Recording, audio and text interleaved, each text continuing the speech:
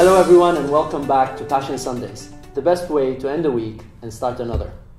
What would you do if you had a chance to talk to a man who coached Steve Jobs, one of the most passionate people on this planet?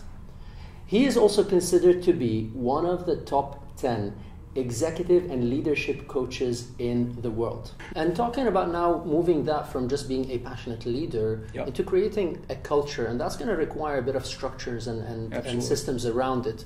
What's the best way for a leader to convey that passion in a structured manner around the organization? I think there's a number of steps that any leader can do to create a culture.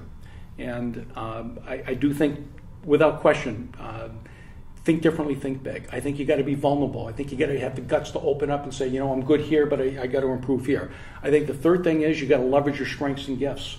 And I think you got to leverage the strengths and gifts of your people, not just focusing on the development needs, right? I mean, everybody wants to do that. But what about your gifts and strengths that have served you well that we can continue to leverage and polish those strengths like an athlete, right?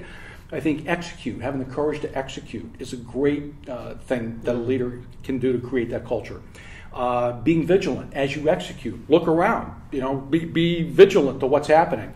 Course correct based upon what you see. And I think the most important thing is to have a mindset around being privileged. This is a privilege to touch the hearts and minds of people. You know, and if you operate from the standpoint, that mentality of it's a privilege, then it brings so much more value and passion, I think, to the workplace.